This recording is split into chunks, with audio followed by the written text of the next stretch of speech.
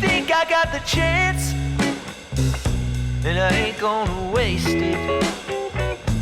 Honey dripping romance, and the hours are fading. This world keeps coming round and round, so there ain't no use feeling down. Feeling down. We're much better together, I know. This is our time. So, after a week in LA, here we are, back at the wonderful Bellagio. I'm already in the game. I've been in the game for about an hour, maybe a little bit more.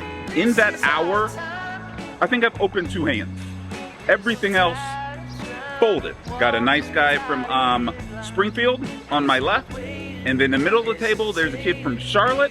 Both perfect, both good people, and I can't play with them because I have nothing to play. So, it's only been an hour, so, you know, let's hang in there. I think I've seen too many, like, when bears attack videos to, like, really relax and enjoy it. My head would be on a swivel. I saw a video not too long ago, maybe 6 months ago, of a mountain lion walking down the other end of our street, like here in Vegas. Since then, I won't go walking. Like, I won't go outside after 6. Like, because I just think they're out there waiting. Like, they're just waiting for me to come out. It's crazy. He was just walking down the sidewalk, too. Like, he knew I need to stay on the sidewalk. Like, the video was wild. Where was it? Northwest Vegas. Oh, my God. Yeah. That was the wild part to me, is like, he wasn't walking in the middle of the street or whatever. He was just, like, walking down the sidewalk.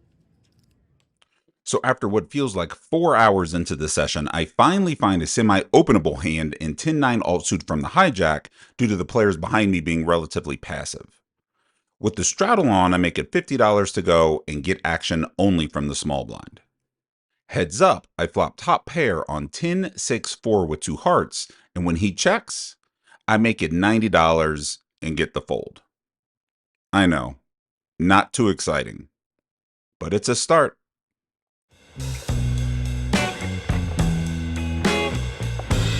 feeling alive, and I don't want to lose it. Dancing in the moonlight, got my head feeling space. This world keeps coming round and round, so there ain't no use feeling down. Feeling down. We're much better together, I know. This is our time. It's a crazy cosmic journey. I feel fine. Something's so right. This is our time. I'm tired of Oh, the hand is over? That works for me. There's no waiting, hesitating, baby. This is our time.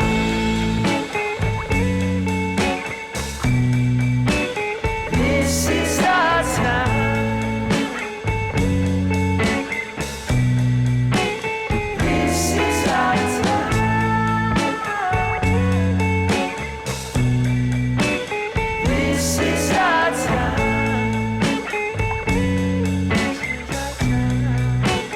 This is our time.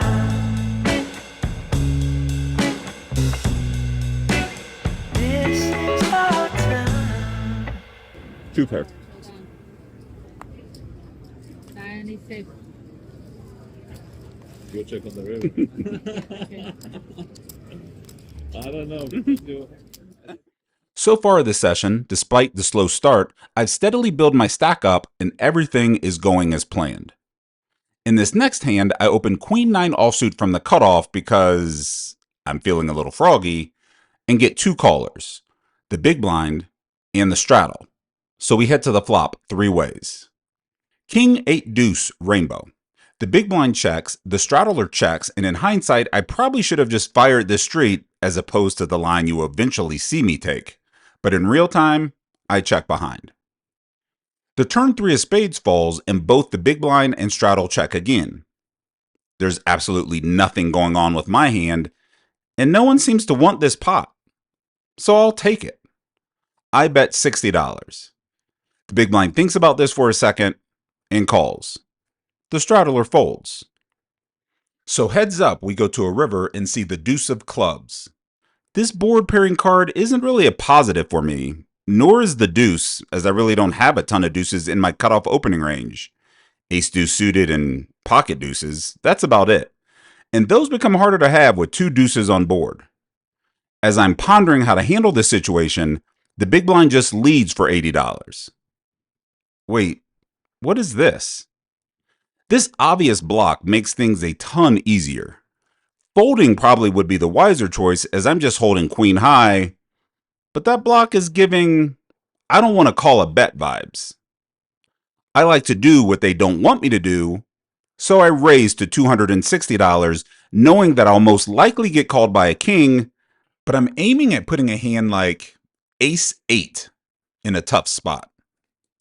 After a little tank, the big blind kind of shrugs and calls the extra $180. I table my hand and lose to 8-6 offsuit. Nice call. Nice call. I'm showing this next hand because it's just a sample of one of many hands myself and the player on the button got into. He was attempting to steal a lot and I was defending a lot, and the dynamic between us plays into an upcoming hand. Here he opens for $30, as he often did, and I defend in the big blind with 6-5 offsuit. Together we see a flop of Jack 7-8 with 2 spades, and I check. He continues for $20, which I see a lot of people in this pool doing, even though that size and this configuration with this board texture makes very little sense. He'd be better off checking rather than opening himself up for some high-frequency check raises, but I digress. Here, I just call. The turn pairs the jack and I check again, and when he checks it back, he's a little bit screwed. The river, the 3 of diamonds, is a complete brick, and although I'm only holding 6 high, he's pretty much announced that he doesn't have much of a hand either. I lead out for $40, and that ends that. This type of thing happened a lot, and the meta between him and I seemed to be the in-position player pushing and the out-of-position player betting if encountering a check. That continues in this next hand, but not quite as he expected. Oh, here we are again. This time with 2 black kings.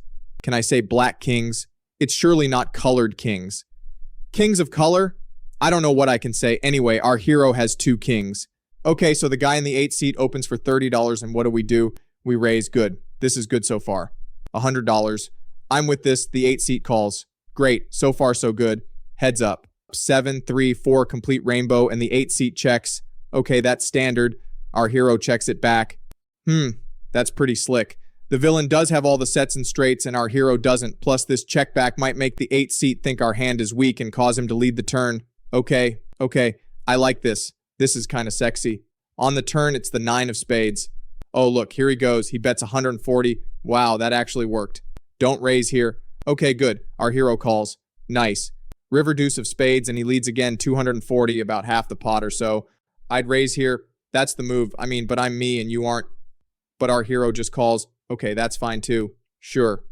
And the villain turns over pocket tens.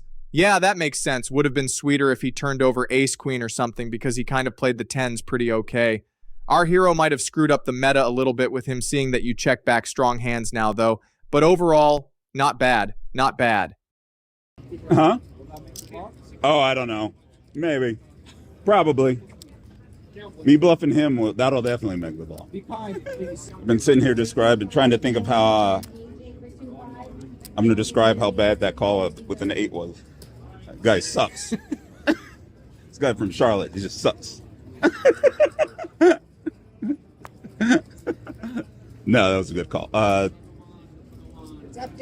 30.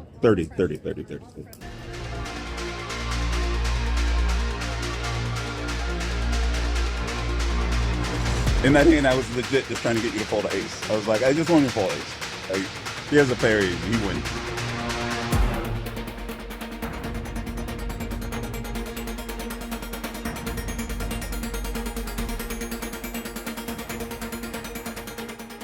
to raise or to call? Raise. Really? For sure. 100% I want you to raise. Take it, take it, take it. I'm sure.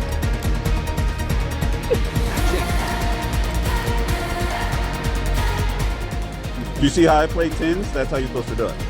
You see that?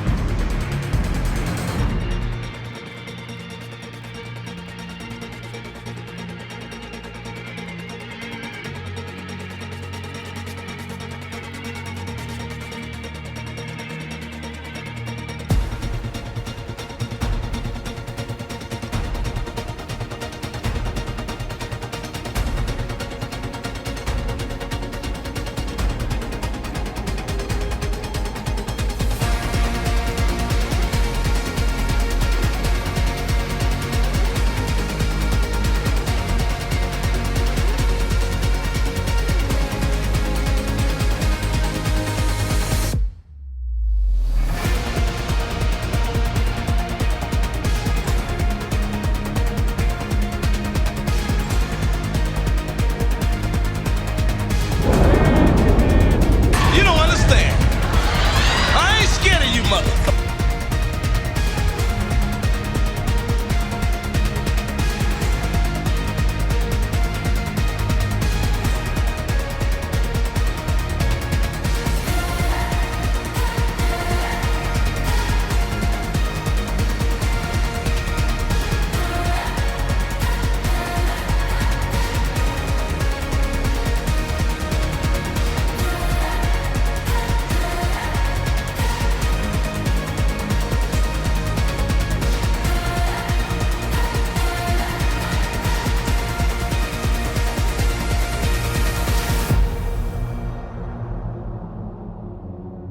They did it, friends.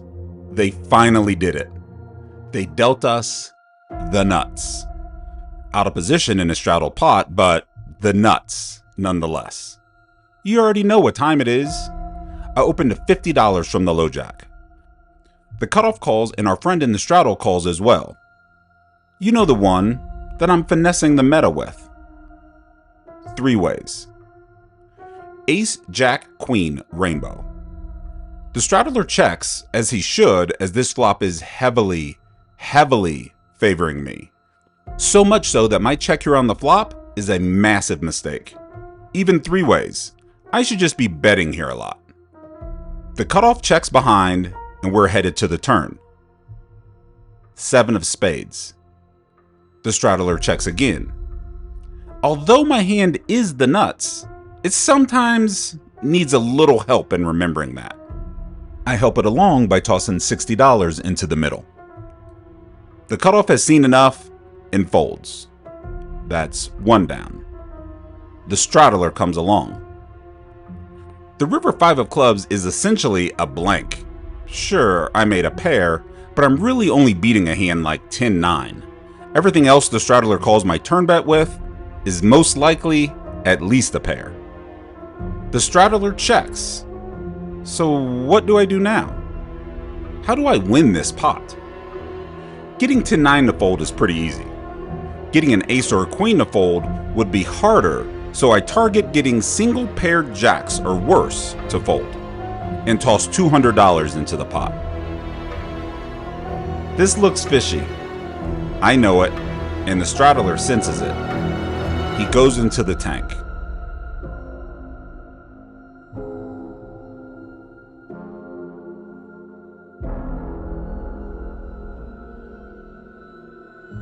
He eventually folds and I show him. I hit the river. See? I hit the river. The meta shifts again. At this point, a longtime friend of the vlog, whom I had never met personally, swings by to say hi. G Poker, everybody.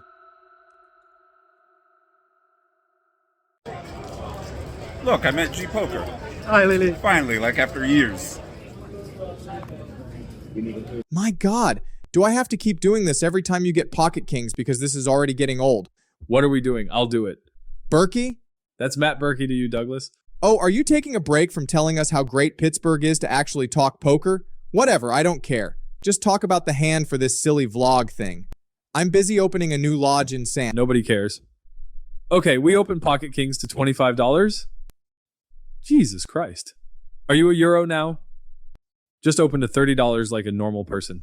The button calls? Hell, I'd call you with almost any two because you opened that stupid amount. Queen of clubs, Jack of clubs, and the 4 of spades. Just check, I'm sure you don't know how to play leads here. How comfortable are you with merging the upper bounds of your range to create a transformation of the overall configuration of the range versus range interaction in this situation? I didn't think so. Then you're better off checking. The button bets $40, that's really large. I'm not sure the average player at 5'10 understands the implications of reaching polarization at this juncture. I don't know, maybe he has it, but I get the feeling he's just being a bad actor with that bet sizing. You could consider check raising and just embrace the variance of this spot. Okay, you call, that's fine. I would donk that turn jack, why not? Think about it. Who has more jacks? The gravitational potential energy surrounding your pocket kings far exceeds whatever hand he is holding, and by applying Abel's binomial theorem here, it becomes rather obvious. Again, due to his polarization, your hand contains certain qualities that would make a donk here extremely profitable. Now he bets $30. This is a little fishy. I mean, did you consider a check raise here? You call again? Are you scared? I play at the Bellagio too. I know they spread 1-3. Just throwing that out there. That river 6 of diamonds is a nothing. Just lead right into him, and if he raises... Going for the check raise now, I assume. He checks it back, meaning he missed a draw with like 10-9 of something. That's what it is. Told you, that's what it always is. You won the pot though, so I guess that's something. An hour or so passes before the next hand of any consequence. And in that time, some villains have left, and some new ones have arrived. Hello, children. I'm back. Gather around, please. I have another tale for you. About time. I feared you had been enslaved by the patriarchy. Not this one, young pokerface Ash. Not this one. Our tale begins with some new villains at the table. We aren't quite attuned to their strategies and tactics, so we must be wary. Looking down at pocket queens, however boisterous our confidence, it's quite unlikely that a better hand exists at this juncture. We open to $30. Milady, if you believe a better hand doth yet exist, wouldn't wagering it all be a better play?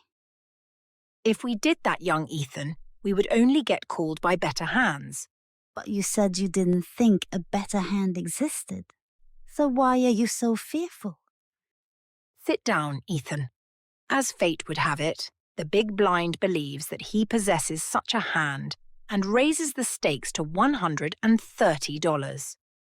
A raise from the big blind is nothing to be trifled with, and although he may possess a weaker hand, our queens doth fare better by almost always calling here. We call. First, she says we have the best hand. Then when the battle starts, we cower in fear.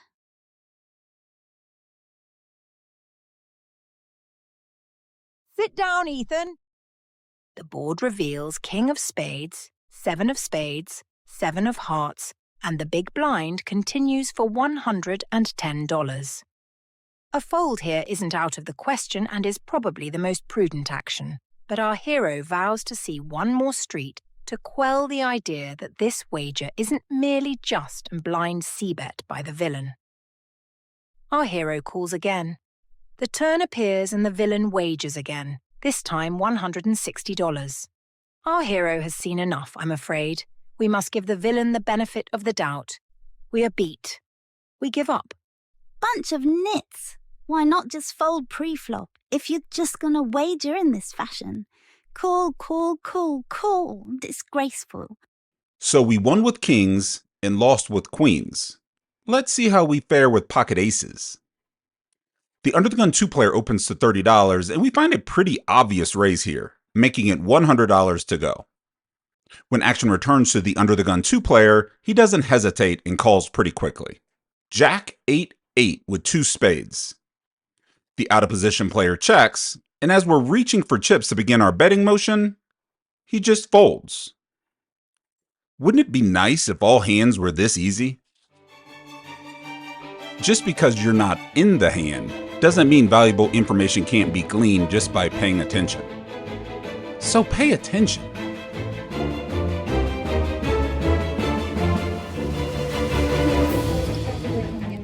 All right.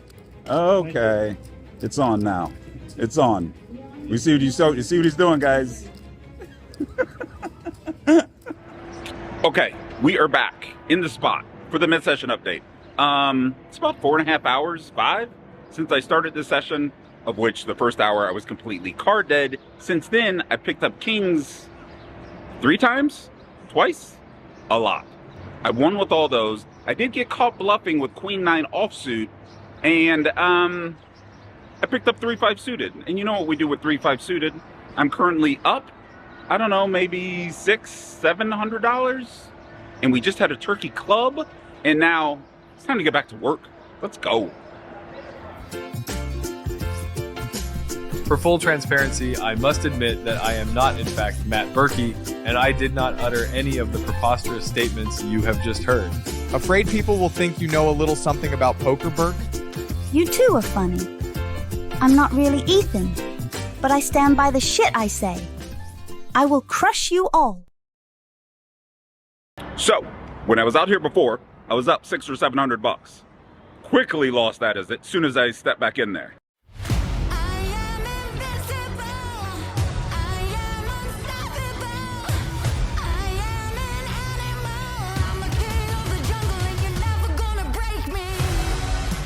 But then we hunkered down.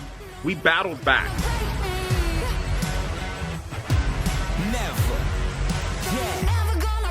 I'm the king of the Royal Rumble. Do it with your 9-4. Do it. Do it. What's he do? I'm all in. Against the system for good riddance. I put the work in overtime and go the distance. I'm all in. The champ's here. The king's back. The throne's mine. You gotta give me that.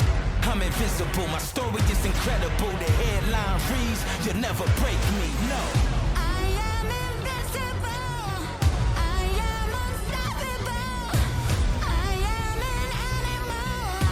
We're back, baby. We're back. I don't know. Like sometimes I don't even know what's recorded and what's not. Like.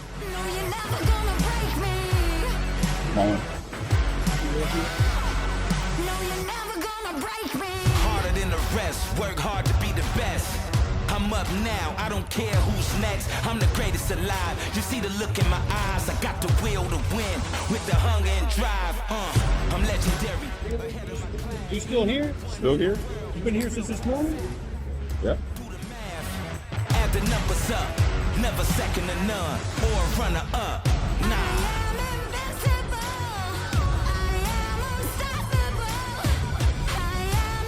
Everybody wants to see you. Literally no. Where's rain delay? That's what they say. Where's rain delay? I don't know. No one's.